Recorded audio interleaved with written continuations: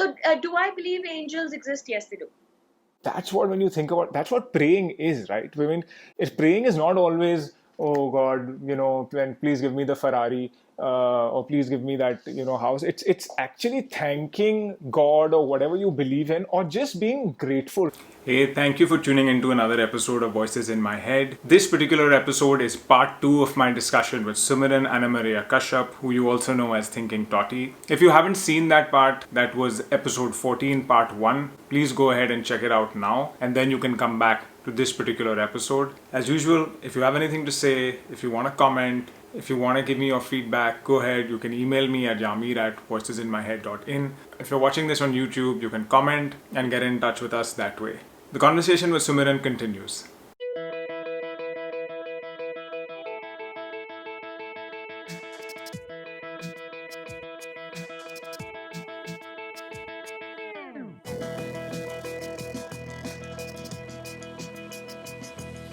People come to me sometimes saying, no, I don't really have a particular question, just generally like what's going on in my life. I would never do a tarot reading for that person. Okay. Not because I don't have the competence. But because if you don't know why it is that you need my help, Right. how can I help you? No, but a lot of people just do it for the fun of it, and I have to say I've done that several times as well. Sure. But you'd still want me to say, oh, I'm here because I'm having trouble, or I'm in a romantic relationship, or a job, or my career, or whatever. You want a direction to be able to. So again, it's the answer is as intelligent as the question is, and I realize I could be sounding very condescending when I say that. But if you come to me for a reading and you say, I have a question pertaining to my personal life, you can stop there. Okay. You can stop there. The minute you tell people I have problems when I say you, I don't mean you, I'm just saying. Yeah, sure. Someone comes and says, I need a tarot reading from you because I'm really having troubles with my partner. You've already given. So someone who's not a genuine reader, or someone, as you said, people who are just, doing this because they're in it they're trying to make a quick buck or whatever. You've already given the hint that what you're seeking is an answer to a problem. And then they tend to capitalize on that a little bit. Understood. Yeah. So the person who doesn't know how a tarot card is interpreted is assuming that it's coming from the tarot card. It could just be coming from your lifelong experience of observing people and dealing with people. Yeah, sure. And counseling or consulting with people. Sure. Intuition also builds like that. There are a lot of people who are not who would say that we're intuitive or we're spiritual, but they're very good at judging character, reading faces, all those things that we call spiritually woo-woo, because they've had such a long and eventful life filled with experiences of dealing with humans. Everyone is intuitive, so that's why a good tarot reader always requests some sort of specific in regards to where the question is coming from, because the same card could have different implications for a love question, for a professional question, for X question, Y question, Z question. For you to feel like you've learned something out of a tarot, if you could give the context broadly as a supporting framework, you get practical advice. Because the tarot is built on such a practical system. It is built on you could in a way you could call the tree of life, something that determines the undercurrents of existence. Because it is inspired by such an existential methodology, there will always be something that you will find useful coming out of it. So when people insist that it's a general thing, then I find ways to let them know that they need to know what it is that they're looking for. You only find what it is that you're looking for. Right. And when you do get a specific area and you're able to interpret something and help them come closer to the answer, and a lot of times it's not the answer that they want, or it's maybe considered or taken in a negative light, because sometimes that will be the case. I'm just trying to see how someone in your position can actually influence them in a positive manner by the end of it. It's about interpreting, okay, this is it doesn't look that good, but here's the positive outcome that you can take from it. Or this means, just like a random example, saying, okay, it doesn't look like 2020 is going to be good for your health, so but it's easy to fix this. You need to eat right, exercise more, sleep better. Just I'm being very generic here because it's almost like a lot of people, and you may get tons of people coming to you for tarot after this. I will send a few to you because a lot of people in my family are obsessed with this area of this is their passion to just find out more about. Just keep finding out more about things that perhaps can't be answered in the normal realm of things. So, I was coming back to the fact that a lot of people may not go to a therapist, but they may go or they will go to a tarot card reader, to an astrologer, to a fortune teller, to all these areas. Because it's not, in India, definitely, it's not taboo to go and go to a tarot card reader, or it's not taboo to get your patri made or read a million times. But the moment a therapist or a psychologist or a psychiatrist comes in, it's an area that, oh my God, we can't go there. So I'm actually trying to. This may be a great new, profession, which combines. Yeah, I was saying that I thought of this now. This is an interesting area for someone to take up. Is like let's just stick to tarot. So do tarot and like a therapy together, but it's disguised broadly as tarot because I know that like suggestion, right? The word suggestion. When you go to a person like this, most people are automatically in a suggestive state. So that's why a lot of self-fulfilling prophecies type of stuff happens. Because if you tell me that, oh, I see that your partner is going to cheat on you, then even though that may somehow be happening, and you've interpreted that, you've read that in my cards, but I may start behaving because I was in a suggestible state. You said that I may start behaving in a way that will actually push my partner to take a step closer to cheating on me.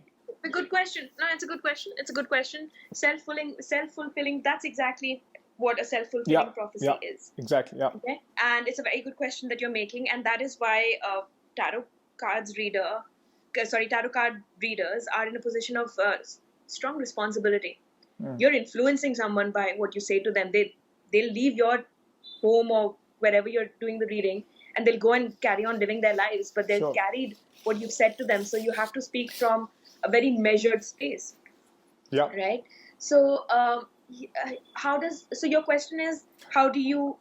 My question is that I'm asking you that do you kind of when you end your session or when you interpret something, do you end up putting a positive spin on it, or you're more black and white, you say it as it is and you leave it up to the person to take action and interpret it finally how they interpret it?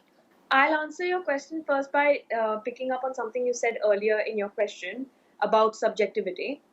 In my personal, and I will say compared to so many seasoned tarot readers, spiritualists, etc. out there, but based on my experiences, and boy have I had some experiences during the lockdown. Okay. I'll tell you one. I'll come to that point. In a second. But in my experience, the most important angle of subjectivity here is the idea of free will. The Sephiroth or the Sephira, the angels, they all accommodate the idea of free will. The idea of sacred geometry, that there is an underlying, beautifully proportionate, orchestrated symmetry to absolutely everything that you see, animated or inanimate on this planet. They all make space for free will. And everyone has free will, right? Right. Sure, you might be influenced by a preordained sequence of events because you're part of this cosmic orchestration which has resulted in your birth. So there'll always be something influencing you. But you can qualitatively or quantitatively make a difference to what is your preordained sequence because of how you apply your free will, right? Okay. So I actually don't mince my words in a reading for the same reasons of well-being. Okay. If someone needs to hear something that is a matter of concern, then it's important.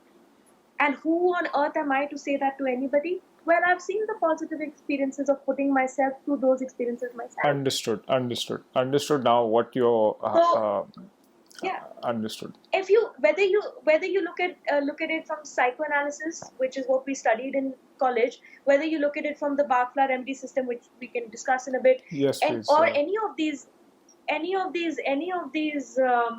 realms, someone who's teaching you well will always encourage you to maintain an introspective diary. It's very important. It's not just if you come to me as a querent taking a reading.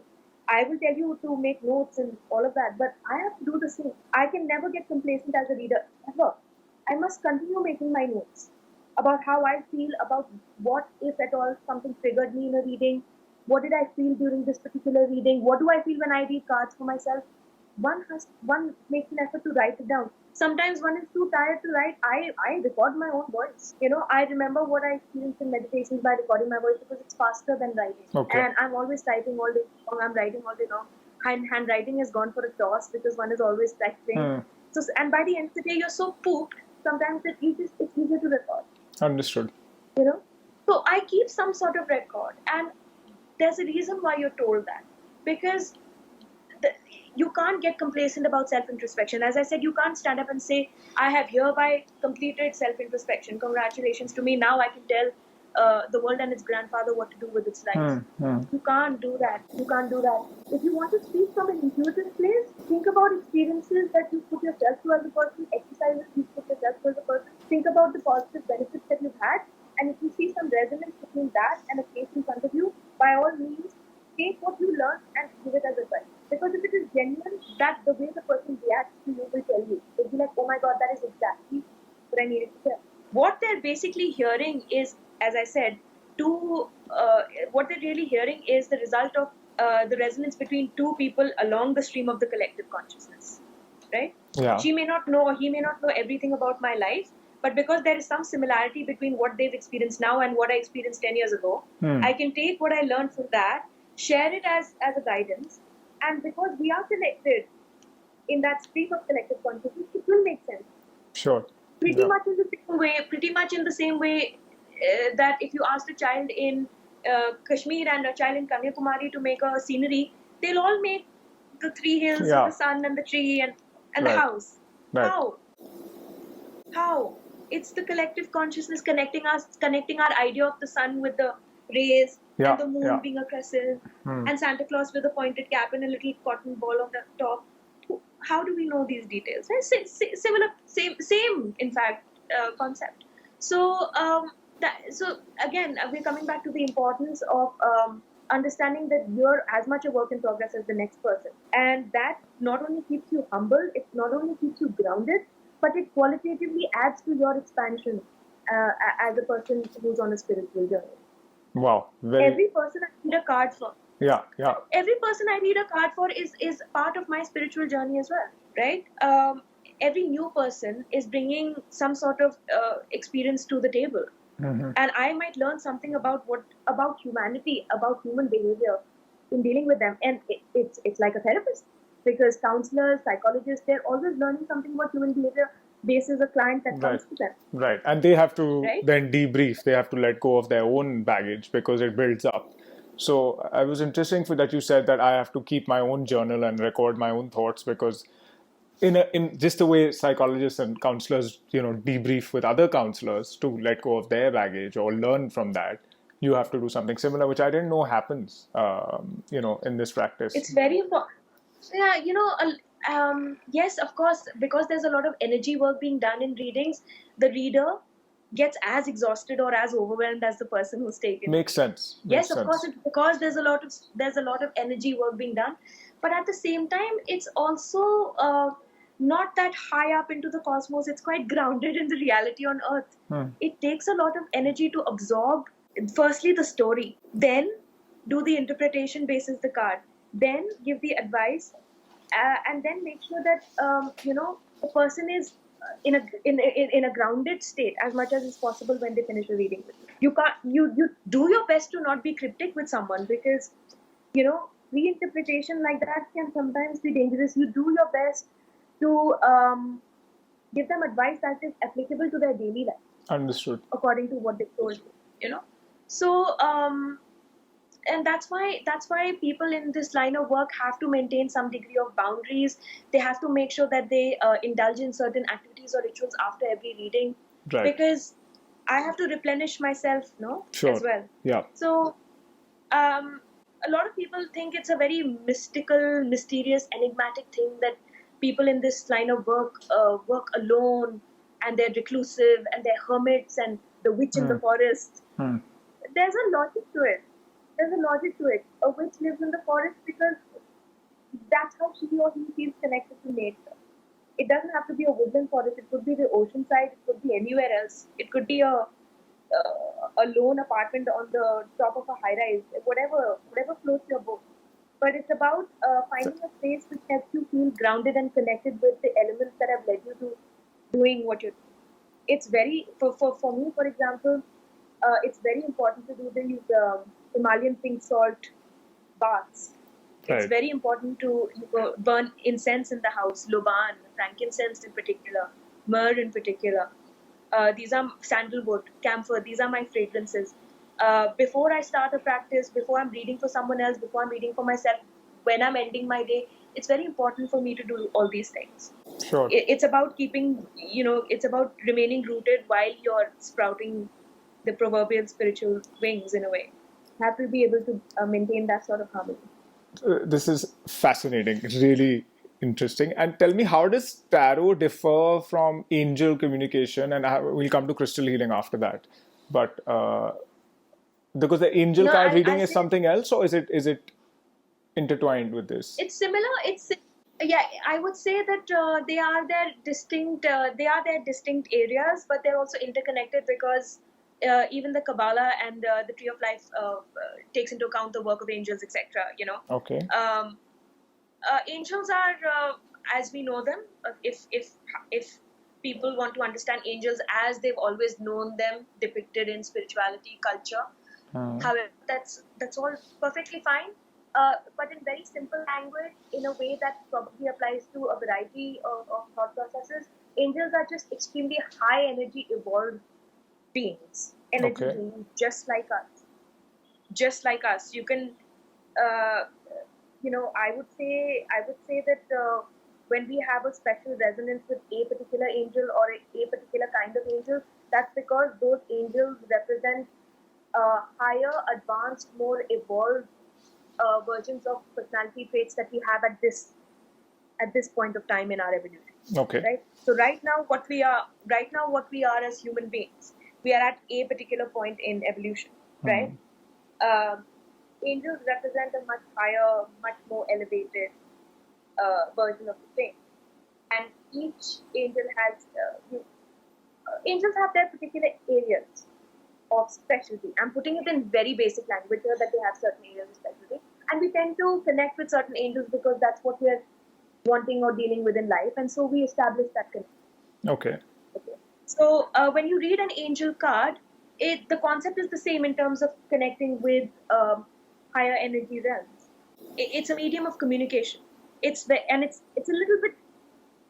A lot of people think angel cards are easier to digest than tarot cards because the cards, the way they are written and the way they are explained, is kind of self-explanatory. The advice is already there. Okay. The person who did the card, it's a two-liner piece of advice. Okay. If it's a card about, say, Archangel Michael, the heading will say, vacuum away fear, cut cord. You get the piece of advice that you're looking for there. Okay. The enrichment that the reader adds is in terms of how it applies to the particular context of the question. What could cord cutting and what could vacuuming fear mean to the person who's asking that question? Sure. It may not mean the same thing to you and I. And they might bring knowledge and study about how that angel operates that the regular person may not know. Okay. Which is why I said it's also a mix of study and natural intuition. Right. I'm taking the example of Archangel Michael because he's the perfect example of natural intuition for me. He's the angel I've had a connect with since I was a child. Okay. And I re-established that connection only in 2015. Okay. It's not that he wasn't there in my life at that point, but I felt the lack of connect because of me, not because of the angel.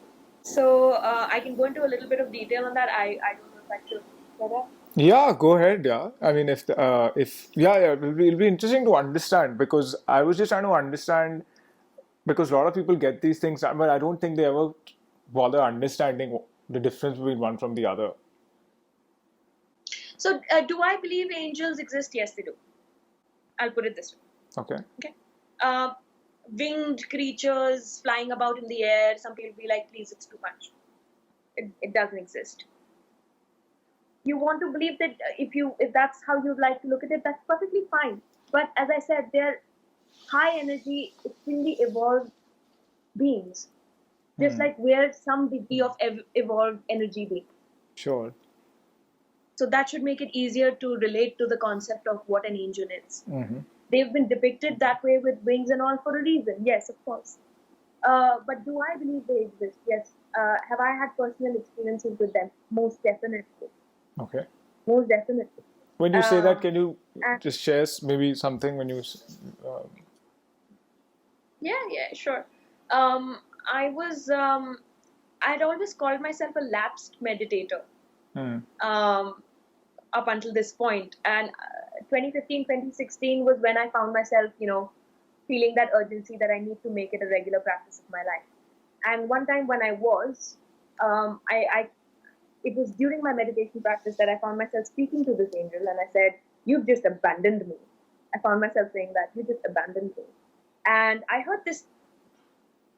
Please, I'm just going to ask everyone who's hearing to take as it resonates. I'm not asking everyone to believe. I'm just this is your experience, so you're sharing your experience. Don't worry about that. So I was like, "You've just abandoned me," and I heard this very loud, very clear HD booming voice saying that I hadn't been abandoned, that he was always there, and he was just waiting for me to call on him. Which is why there's a reason why I say divine free will. Your free will is probably the most important subjective element in spirituality.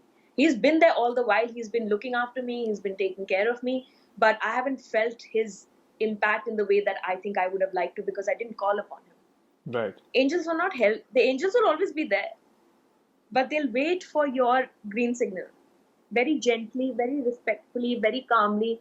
They're waiting for you to say, "Yes, please do this," or "Yes, please come," or "Yes, please help." That's all it takes. Yes, please and a thank you. There doesn't have to be a very intricate invocation ceremony to call upon the angel. It just takes a please and a thank you, honestly, as sincerely as you can. And while I was hearing this, I was shown an experience in my life where he actually physically saved me. Okay. From bodily harm. It was a very intense experience for me, so I don't want to go into details of that. But that entire episode flashed before my eyes, and there was no way I could have escaped without a scratch on my body in that experience. And that's when I first started, reconnecting with the idea of angels. And even back then, I was a little skeptical, to be very honest with you. But it's built up into a very, very rich relationship now, and I find myself in constant communion again, like I used to be when I was a child. Okay. Yes, and he's probably the main angel that I communicate with the fastest, the easiest, the quickest.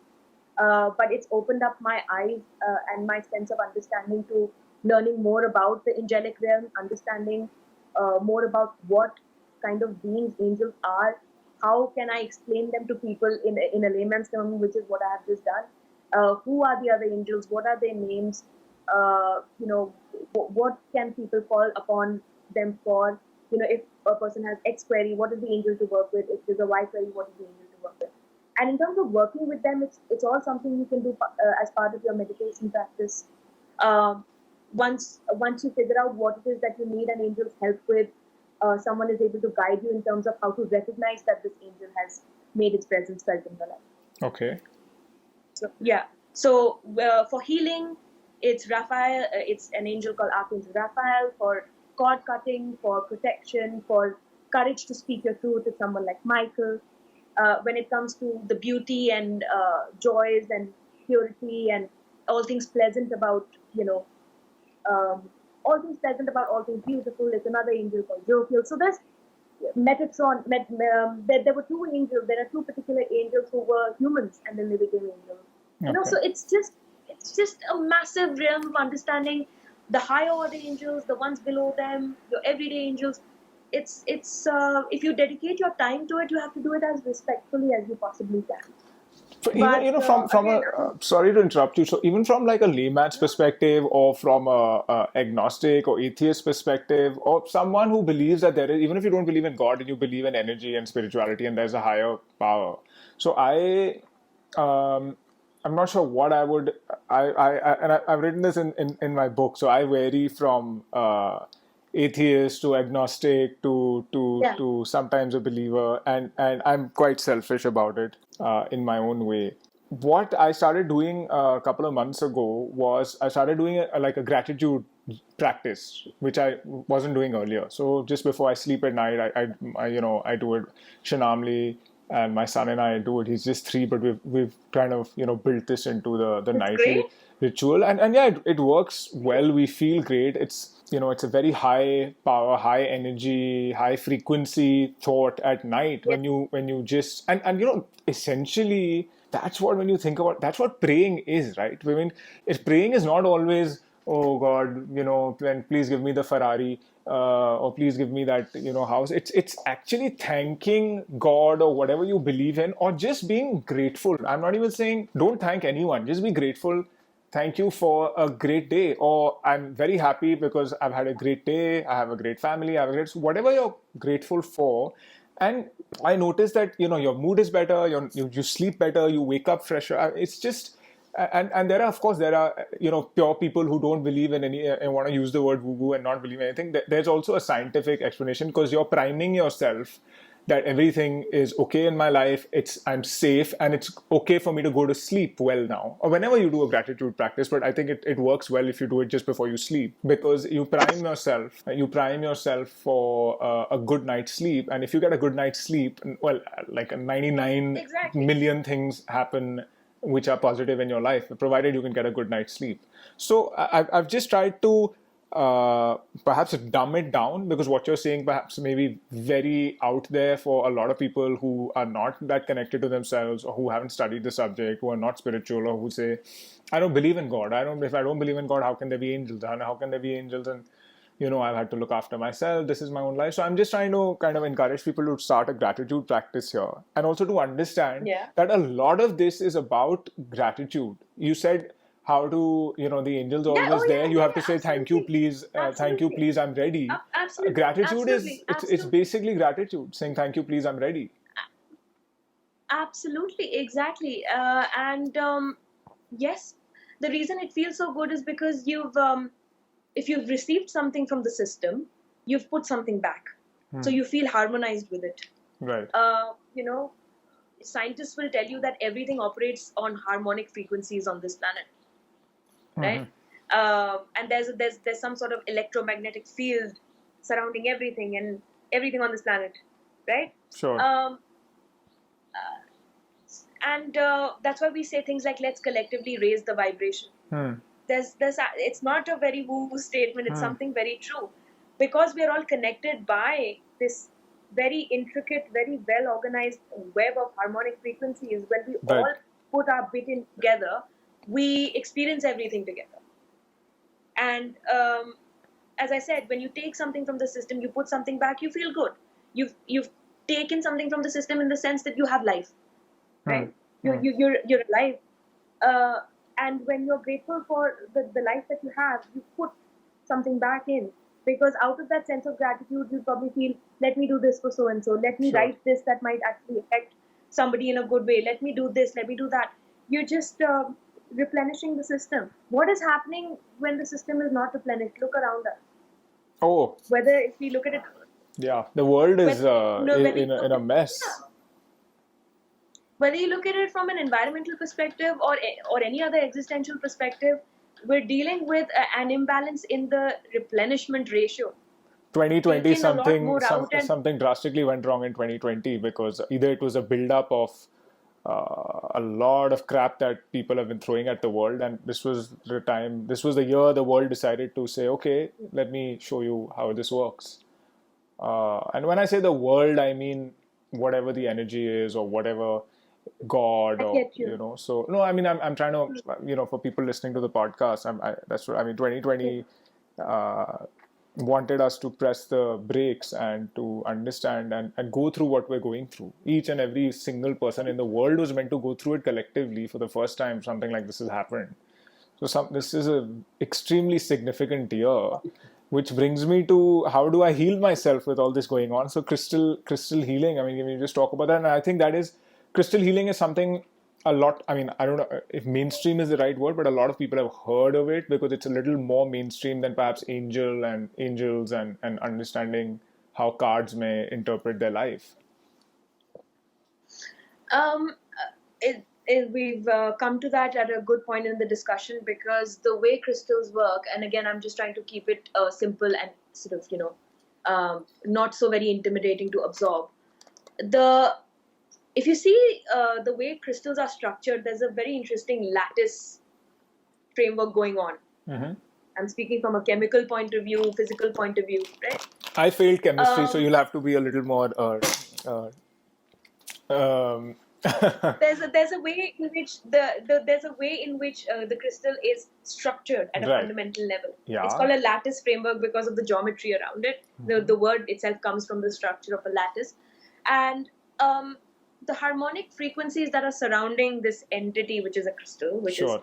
is most of the crystals come from the womb of the earth, deep Yeah. in the core of the earth. Some crystals are actually remnants of meteorites that might. The harmonic frequencies that are surrounding the structure of the crystal, and the harmonic frequency that surrounds our cellular structures, in the same way that we feel a communication when we enter a room or a building, or we come across a person. Yeah, You know, when we energies. enter a room, Energies, yeah. I mean, if you really think about it, how do we choose that seat where we want to sit, that part of the restaurant where we want to sit, that particular room? Like, how do you choose, right? Like, of course, there's things like window and air and your personal preferences, but sometimes you pick up on the vibe of a place and you're like, I'm not sure I want to sit here. Or I'm not sure I want to sit next to this person. When we're sitting in a bus, we tend to sit near people who seem inviting, or seem like, or seem like they won't get irritated if I took out a snack from my bag and I started chomping on it. We tend to go by that. So it's not as random as we think it is. It's not random. No, and it's all in the eye connect. Sometimes you sense the yes, okay, you can sit next to me. Okay. From people. This is all the connection of that. But so your interaction, what I was coming to is that your interaction with the crystal happens in the same way. What makes you say yes or no to sitting here or sitting next to that person or choosing XYZ, even if it's a pillow, like, I don't know, this pillow doesn't feel right. It's the same way that you intuitively connect with the crystal. And you'll find, as I did, that sometimes when you feel drawn towards the crystal and you allow that connection to take place, when you look up what that crystal is actually useful for, you're like, oh wow, that's exactly what I needed. Okay. That's that where makes I sense. started realizing that, that's when I started realizing, wow, this is something. But why crystals? That's just, again, it's just how I've always been. I like that. I told So you, I like symbols. you studied this, and I am studying. Do you practice? So studying. Can somebody come to you? What is the best case? Like, can someone go to a crystal healer, or can someone just pick up the crystal that suits them and just try to, like people wear rings, like, pearl for this and what is that? Coral for XYZ. Yeah. Is that I've got one. What is that? That's a topaz, blue topaz. Huh? Lapis lazuli. Okay, I'm not that well versed with this, with this area. Okay. But so diamond, and then if you wear a neelam is what's it called in English? The sapphire, yeah, sapphire, and Diana died because she was wearing a sapphire and it didn't suit her, and then stories like that keep emerging once in a while. And Amitabh Bachchan's career got destroyed because he wore a sapphire and it didn't suit him, and so I'm not saying that doesn't happen, but what I'm trying to understand is that this is in the crystal is it's the same, working in the same way that people who wear rings and stones and feel that they are going to be benefited by them, or is it slightly different? No. When you connect a crystal to your skin, or you wear it, you keep it on your person, or you keep it around your energy field, it is in synchronicity with your energy field. Okay. Yeah. That is why you'll find that some days you connect with a crystal, and then on other days you don't. Because the frequency of that crystal is talking to something in your frequency. Right. And when its purpose has been served, it doesn't speak to you in the same way. It continues to speak to you, but it doesn't speak to you in the same way because its purpose in your life has been served. Does it mean you dispose of it? No, you can still keep it. Right. Because, as I said, we're malleable forms of energy. We're constantly evolving, and we're constantly getting impacted by everything that's happening around us, whether we accept it or not, process it or not, focus on it or not. It's always happening, right? So it is the same philosophy, but you have to take care to make sure you do it in a respectful fashion, right? So yeah, sorry, I'm asking from like, from a wellness perspective. Let's say someone listening and they have a specific issue, and rather than pumping themselves with a medication which is only going to treat the symptoms, which is what traditional medication kind of does, only treat the symptoms. How does one begin to maybe educate themselves or get the right crystal for any issue? Pick up any issue, like, let's say, I don't know, arthritis or diabetes or something like that. See, a lot of people read, a lot of people look it up, and then they make sure they find as authentic a source of getting that particular crystal as they possibly can. Of course, crystals are available online, but I personally would prefer that I procure a crystal from a person who I can speak to and meet face to face. Are these very expensive, generally speaking, or like they are? It depends. It depends on the character of the crystal. It depends on the size of the piece.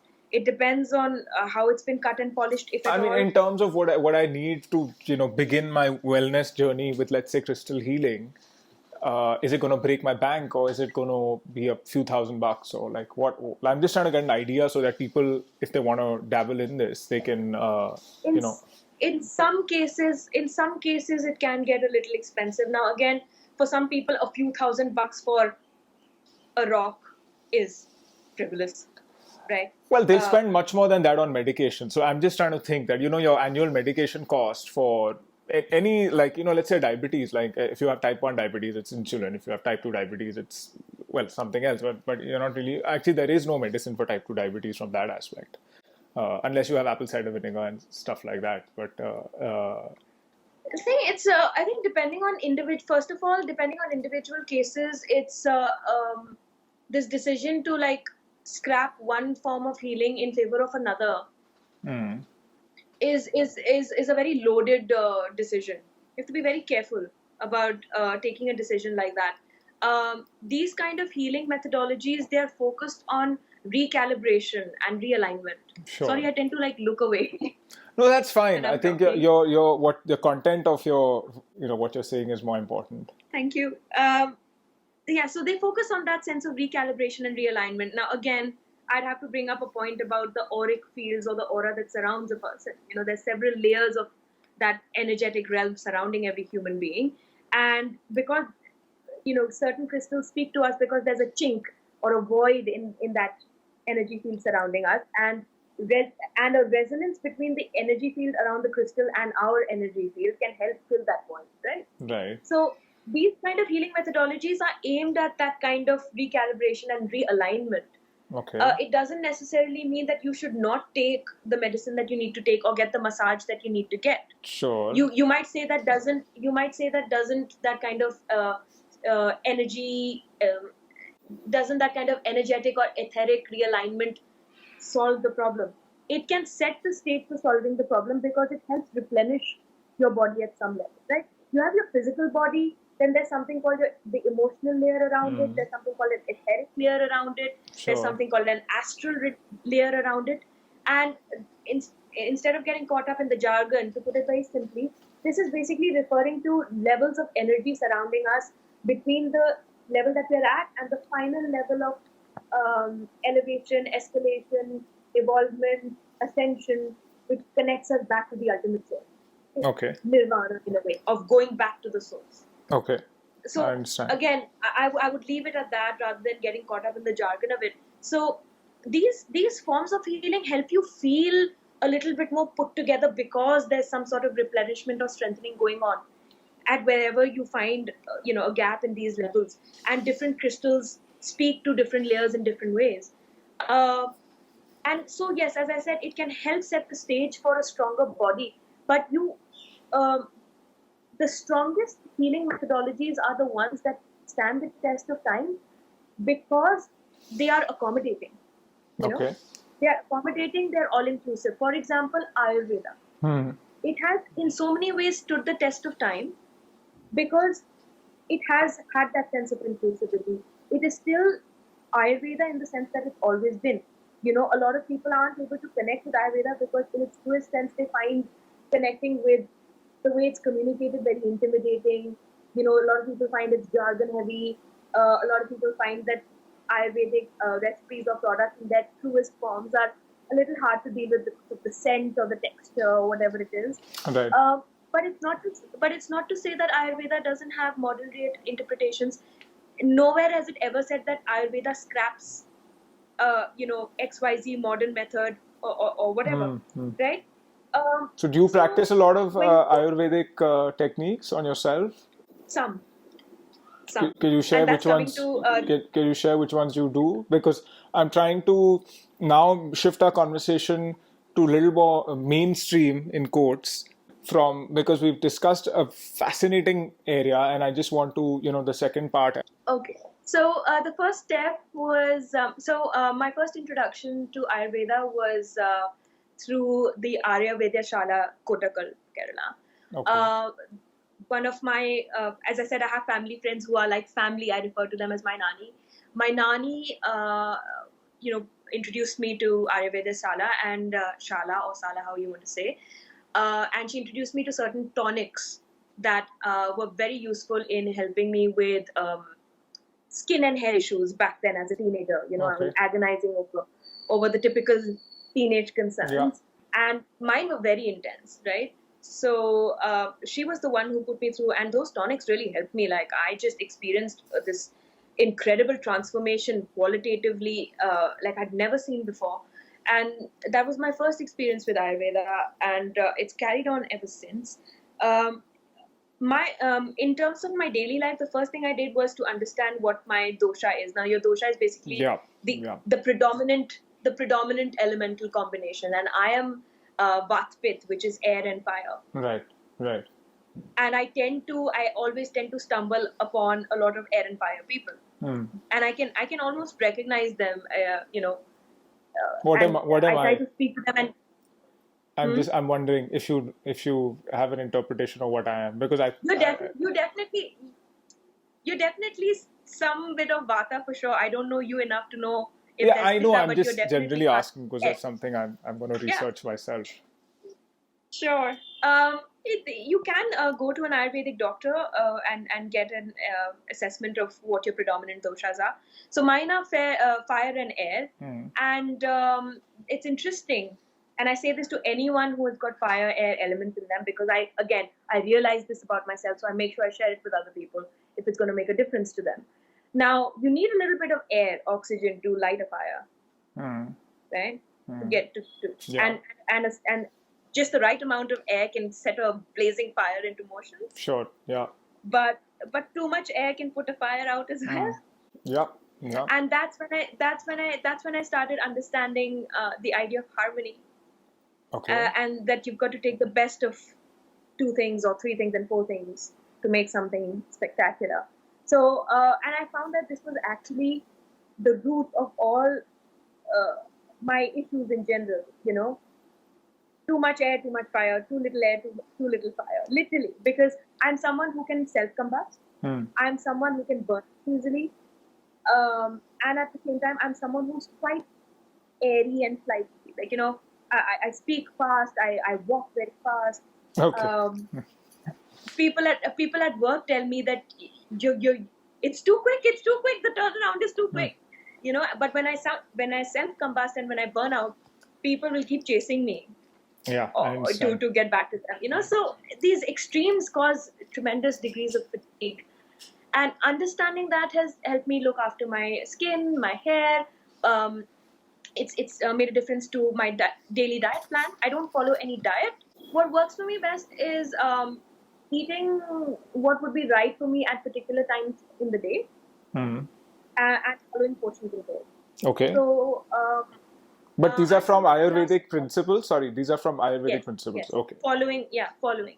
So once a doctor tells me that this is what your dosha is, and they'll give some basic advice on what's an ideal breakfast, lunch, or dinner. I'm not saying I always follow it to the T. Yeah. I don't. And when I don't, I know it's out of whack. For example, I love both tea and coffee. Okay. I've been doing very well with black coffee because the milky coffee doesn't suit me very well, but I do tend to relapse into milky coffee because it's got a comfort element for me. And when I do, it doesn't work for me. So my most productive time in the day is around 11:30 till around, say, either 4. That's when I'm like the most productive. That's the time for me to get chunks and chunks of work out of the day. And if I'm sluggish around 11:30, that means something is out of whack. My sleep cycle is out of whack, or I'm not eating properly, or I've been drinking coffee at the wrong times of the day, or I've been drinking too much tea, So I'm a big tea and coffee fiend. I'll have the proper masala chai. I want the herbal chai. I want the coffee also. But you're allowed you're allowed all that in Ayurveda, right? I'm allowed Minus the milk and sugar, like. Yeah, and I'm allowed all of that, but I can complicate my life by not having it at a time when it would actually be in harmony with my system. Understood. And that's going to obviously vary depending on your chronotype and all those things. So. Yeah, exactly. So I don't follow a diet. I'm more about portion control. I'll allow myself masala chai in the morning, in the evening, and if I really, really feel like a coffee, I will have it. But the day and nothing happens to me if I have coffee at lunchtime for 2-3 days in a row. But then if I do it for too long, it'll start to show on my person. Your body always gives you those warning signs. So I'm not saying, although I advocate that certain herbal teas are good for you, I've always said it. I've said it because they work for me. But I'm not one of those, self-righteous people who can't say that I also slip up sometimes. Of course I do. I'm human. Sometimes I just feel like eating a giant bowl of ice cream because I do. Right. It's fine. I'll never be that person who trashes something else. And I've had to have a massive slice of humble pie because I used to say that I could never be a vegetarian. I'm an unapologetic vegetarian. But I've been vegetarian as of December last year. Oh. And it's working wonders for me. It's working wonders for me in terms of my meditations. It's working wonders for me in terms of the kind of person I am. A lot of people will tell you that Sumiran tends to get very anxious. Sumiran tends to get a bit flighty. Sumiran is very passionate about the way she communicates things, which is true. But the intensity has been toned down greatly over the past decade. 100%. And the fact that I've recently turned vegetarian has worked for me. Like, it's enriched that process. I'm not saying that people who aren't vegetarian, they don't experience the same thing. I'm not saying people who are non-vegetarian, their meditations don't work in as effective a manner as mine. I'm just saying that it works for me. I would say the same for me. I mean, I also, from a hardcore non-vegetarian, became vegetarian, and happy being vegetarian. No problem. I'm happy. Yeah. It's do I have moments when I crave? Yeah. I'm someone who's always enjoyed eggs for breakfast. So when I really, really crave it, do I give in to the craving? Yes, I do. Can I remember the last time I ate chicken or mutton? No, I don't. Actually, Christmas was the last time, but I don't really remember as such. Honestly, once in a while doesn't even count.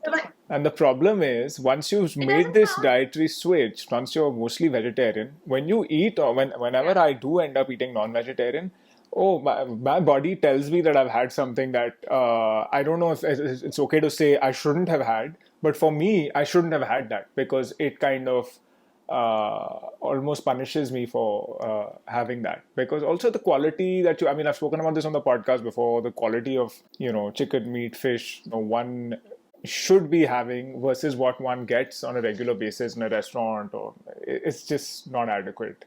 So that's a full debate on its own. Can you tell me about so Ayurveda was a good one in the sense that you're suggesting that it's can't just be generic. You have to go and find out what type of it helps.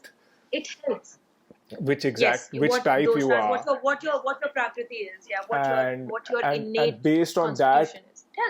Helps. Based on that you will incorporate certain practices or certain herbs or certain kind of foods, etc. in your lifestyle. Because that's how the elements circulate in my body. It's not like the other elements aren't there. It's not like air and water are not water and earth are not in my system, or ether, which is not in my system. It's just that these are the predominant ones. And the doshas, they're dynamic in your body, but predominantly these are the ones for me. So why would I not want to, if I'm making the effort to recalibrate the way I live my life, why would I not incorporate it? An Ayurvedic doctor recommended certain herbs for me, for example, Brahmi. Yeah. Brahmi is something they recommended for me because of that flighty side of me. Sure. The one which is thinking of 10 ideas at the same time, the one that makes me talk fast and talk a lot, and the mental chatter. Okay? Is it saying that it's a wrong thing to be expressive or to have mental chatter or to be a passionate speaker who therefore speaks rapidly? No, it's just about regulation. Something that helps you. And my body knows when I really need to take the Brahmi. Some days I remember to take it, some days I don't. But when I don't remember to take it and I really need it, my body tells me, I remember. Yeah, and there's another particular Ayurvedic recommendation that works well for me is Shatavari root. Okay. Shatavari is for general feminine well-being. Okay. It helps the feminine reproductive system, but also your life as a whole. Like, it supports you through various phases of your life as a woman. Got it. And I'm 33. It's just something I do to make sure I'm helping my body and looking after it and nourishing it. It's not to say that I wouldn't consider a tablet if it was required, but I tend to stay away from tablets as the first port of call. By the time you finish my book, we will have another chat, and you will never eat a tablet in your life again. I will ensure it, because there are some hidden things in there which I haven't actually on purpose spoken about. I've kept on the DL because that's kind of the meat of the book, or the superpower hidden in the book. Which if I give that out now, I want more copies to be sold before that gets before I start speaking about that. But you'll know when you come to the end, you will figure out a few things which we can discuss. So this I looked it up in the I looked it up in sorry. Yeah. Tell me. I looked it up in the index and I was like, wow. So I haven't come to those chapters yet, but I know what's coming. Yeah. So there's a particular breathing. There's a particular breathing technique in the end, which is why I'm here, which has changed my life. Honestly, this book is actually because of that, and I owe this whole turnaround in my life that happened thanks to a major part, thanks to that particular technique. Which for me, it just worked so well. It literally transformed my life, and it's done that for millions of people. But I'm gonna keep I'm gonna continue to keep that a secret till more people have read the book. For me, at the moment, the breathing exercises that work for me, I engage in pranayam and kapalbhati. My favorite yoga pose is the Shirshasana. And the halasana. These are my favorite. I also do at least those two every day, whether I'm exercising or not. I do halasana, sarvang, chakrasana, and I've forgotten the last one's name. It's okay. But yeah, so there are times when I just when I did this a couple of days ago, just feeling overwhelmed, and I just put my iPad down, my pen down. I just took out my mat and I just went into halasana for like 2 seconds. Yeah, and I think that it's blood flow. There's just so much going on. I mean, it's a full exercise, and that just kind of, it's like a reset button for the body. It's great. It's a great thing to do. And this actually is going to lead into something, since we were talking about food, etc. It ties into wellness in a way that has impacted my life. I was going to say that, I read, because I make sure I do as much reading as I can on Ayurveda to learn more and understand what I learn. Vata people, they're very touchy-feely. They communicate via touch. Okay. They love a good hug. They love to give a good hug. They reach out to people to touch them when they're talking to them. That's just how they are. And that resonated with me because I'm a big touchy-feely person. I love giving people hugs. I have to control myself because sometimes you're communicating via touch, and a lot of people may think it's not platonic. Yeah. I have to control myself because you don't know everyone as well, and people don't know you know that quirk about you as well, right? But I am a very touch-oriented person. I saw that bit about the cold shower. I haven't come to it yet. But when I first learned that about Vata people, it spoke to me so much because tactile therapy is very important to me. Massage, touch in any form. It's just one of it's something that speaks to me. It's something that grounds me. Some sort of tactile therapy. Sure. And I realized that it has a connection with temperature, water, because I can't stand the cold. I can't stand the cold. You will have I prefer warmer. I know. I peaked. So into that chapter. But I'm a big fan of hot showers and lukewarm showers. As part of my spiritual practice, I learned that one of the rituals for boundary setting after you do a session, in terms of protecting your own energy, is to have that salt water bath I spoke to you about. Yeah. It's recommended with cold water. Oh, I didn't know that. Oh, fantastic. There's a reason, yeah. Trust me. Hot showers have a lot of benefits. Of course. But if you do a hot and a cold shower, oh wow, then you've got a huge spectrum. You're putting your body under a lot of controlled stress, which basically makes your mind and body literally bulletproof. Like you have really boundless energy, immunity, no aches and pains. You can, just go on and on. Yeah, From that, I want to share with people, coming from this point of tactile therapy, etc. I just want to share with people who are listening on the podcast that if you are someone who resonates with tactile therapy and it speaks to you, see, this tactile therapy angle actually influenced my anxiety in so many ways. I do have a tendency towards panic attacks. Mm-hmm. That was probably the one major wellness thing that I've been battling. I'm much better with it now, but it dominated that turbulent early 20s phase of my life. Can you just describe what happens when you get a panic attack? Because I think a lot of people are who haven't experienced. I experienced panic attacks, so I don't need to be told. But I know that the only way you really know what a panic attack is when you get it. And I don't wish that on my worst enemy. I would not wish that. Anyone. And it took me a while to realize. I did see a counselor in the UK at the time who helped me understand this, and I said, don't give me pills, give me behavioral techniques, give me cognitive techniques, don't give me pills. And I've been okay with those, and I continue with them. I don't. And my trigger is separation anxiety. I don't do well with separations. Okay. It's rooted in childhood experiences, etc. Even when people tell me that they're going away, or if I realize that people are going away, I still don't do well, even if I have awareness of it. So it's worse when people just disappear. Okay. Right? I'm continuing to do a lot of work in this area in terms of dealing with separation anxiety, and I have to tell you that people have to help you a little along the way, and they don't have to do much to help you. What does a panic attack feel like? The sense of dread that overcomes you. It really feels like death is breathing down your neck for me. Yeah. And death and dread are breathing down your neck. I am rendered catatonic because my brain is like, oh wow, this is what facing death feels like. Like looking death in the face feels like this. I'm rendered catatonic. I get chills. I get chills big time. Right.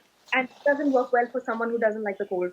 So I then have this instinct to hold on to somebody or something. Okay. Preferably somebody, right? Rather than something.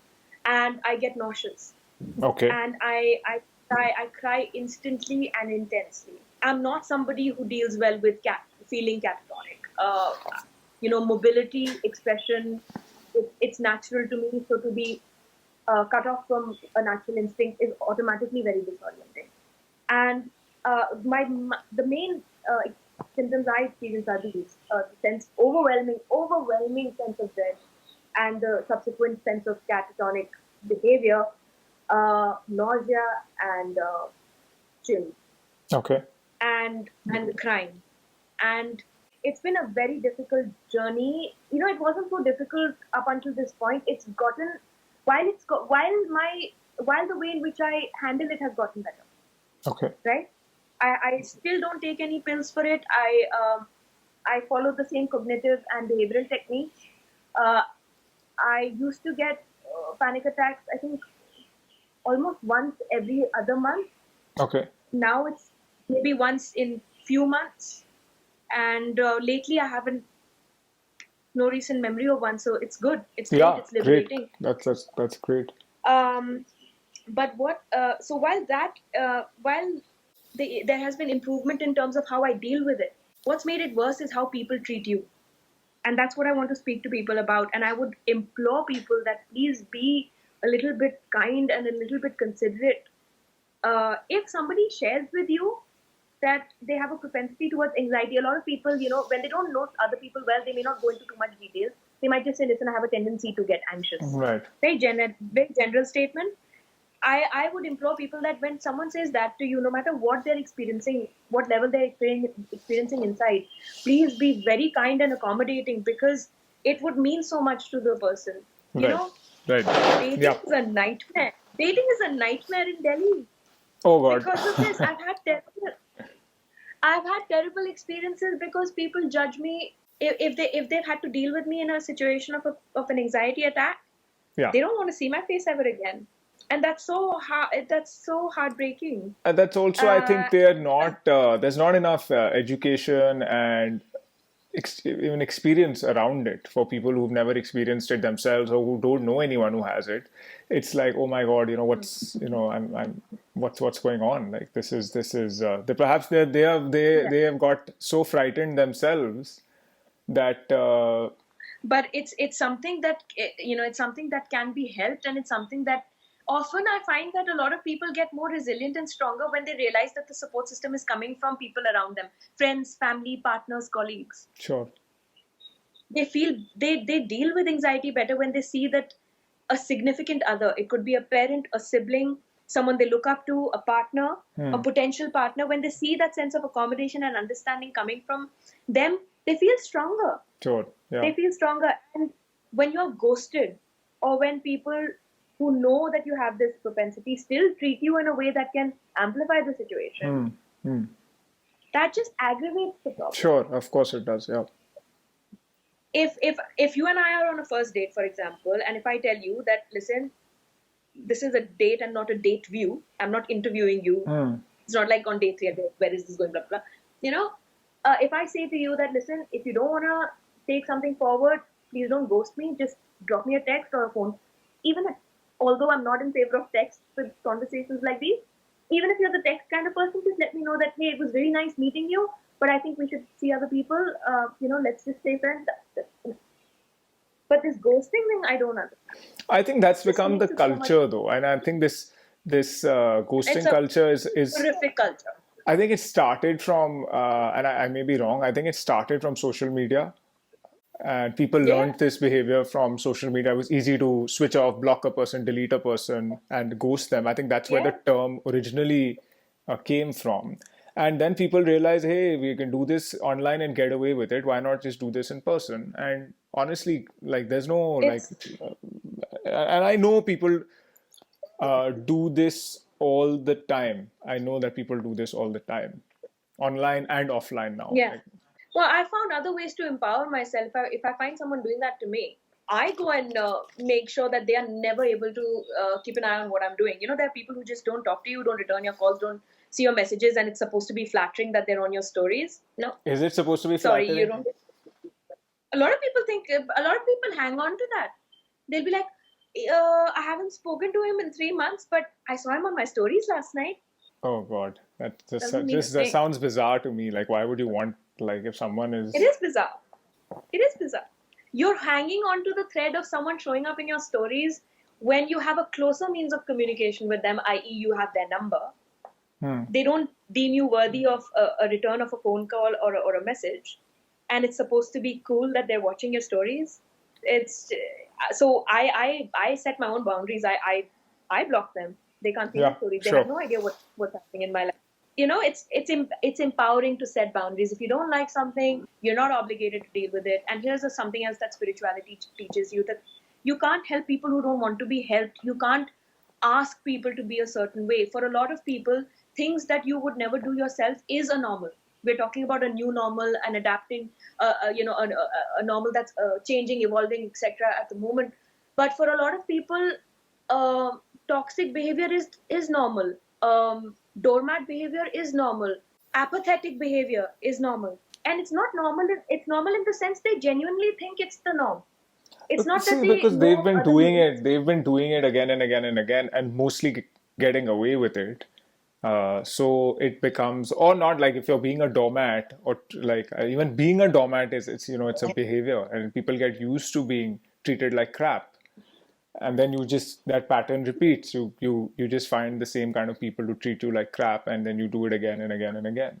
That's a self-fulfilling prophecy in its own Yeah, way. also It's got to do in a with, way, yeah. in a way, because it's about what you think you deserve, no? Or what you think you need. You get that aspect right, and you'll realize that you've been wasting a lot of time. That's why it just, I know it sounds like a very cliched thing to say, but again, coming back to the introspective process, we've got to help ourselves understand that there's a lot of things that exist in our life purely out of habit, including people. And that doesn't mean we start cutting off people the minute they start irritating us. I'm just saying that if we find certain things repeating, and it's repeating in a way that is aggravating us, it's probably because it's outgrown its shelf life. Yeah, that makes sense. You wouldn't keep stinking eggs or stinking milk in the fridge, right? Yeah, that makes sense. Yeah. But it's not, but that doesn't mean that milk wasn't good for you or the eggs weren't fresh at some point. At some So point, yeah, at some point. yeah, it's rotting for a reason, so you might as well get rid of it. And it's hard to let go of habits. It's hard to let go of people who you thought were the one. Well, it happens so much with people, no?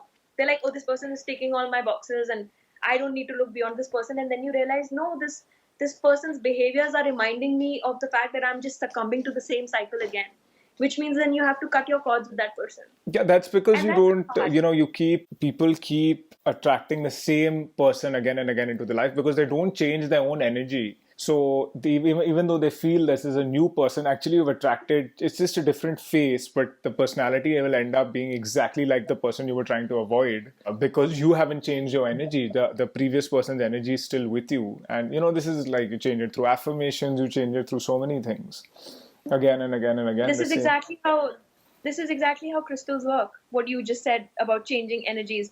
When your energies change, sometimes, as I said, the same crystal may not speak to you in the same way, or you might feel, okay, my work with this crystal is done. Okay. Okay. That makes It sense. actually literally works. Yeah, yeah. And that's why some people who don't want to get caught up into the whole thing of crystals, because it's hard to stop. Let's be honest. And you can end up breaking the bank in that respect because you think I need a crystal for this or for this Oh, or for this. understood. It just goes on. Understood. I think we will have to do another episode because we have been speaking for 2 hours and 16 minutes, which I'm going to split into a two-part series because there's so many things that I still haven't discussed with you. I wanted to discuss the Bach flower remedy and your own fitness regimen, and you do a lot of Yeah. you talk a lot about women's health and women's beauty, and I know a lot of people will be interested in that, so we'll have to schedule another episode for that. But Sumiran, I'll be more than happy to do. I don't know what to say. It's my mind is like all over the place, and we have spoken about so many interesting things. I don't know how to edit I this. I hope don't know how to put this together because it's just been fascinating, and I don't know where we've been speaking for over 2 hours, and the time is just, for me, time is just flown. I've been educated about so many things, and I know that people are going to get like a lot and lots of good stuff out of our conversation. At least I hope I they hope do. so. I hope so because I've had a blast during this conversation. Thank you so much for getting me on board to do this. I'll be more than happy to schedule another podcast, but I hope that the things I've said resonate with your audience in the same way that it's resonated with you, because I really just believe in, I mean, I'm speaking from the heart here, and the way the lockdown has impacted all of us and the way what everything is happening in the world is impacting us. I've put all my defenses down and I'm just speaking to you as I think people should speak to each other. As I told you, the whole art of storytelling began with this oral tradition, Yeah. right? So I'm a big believer in this. And if through this exchange, someone feels like something has sparked within them or something has resonated, then the job of this dialogue, I would say, at least in that respect, has been No, done. So I I am hope the sure, and audience. I think that is very clear that you're speaking from the heart, and that will be highly appreciated. Thank you so much for coming on the podcast and taking out Thank so you. much time in your most productive hour. I didn't know that this hour up to 4 p.m. is your most productive hour. So I have, But this has been so productive. But this is what I love to do. This is yeah. me completely in my element. So this has been a fantastic afternoon. Please don't say No, that. It's been a I'm fantastic afternoon. grateful for that, and we will definitely do another podcast because I want to speak about many more things with you.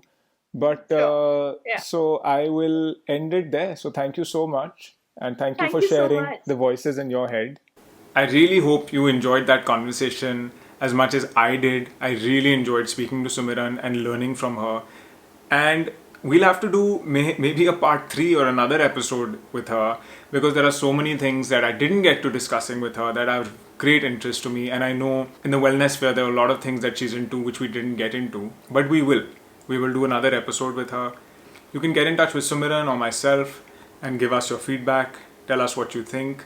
And as usual, thank you for tuning in to Voices in My Head. I'll be back with many more interesting people. Take care of yourself because our wellness journey will continue. Voices in My Head is created and hosted by Yameer Adhar. This podcast is for information purposes only. Statements and views expressed on this podcast are not medical advice. We disclaim responsibility for any adverse effects that may arise from any information contained herein. Opinions of guests are their own, and this podcast does not endorse or accept responsibility for statements made by guests. This podcast does not make any representations or warranties about guests' qualifications or credibility. If you think you have a medical problem, consult a licensed physician.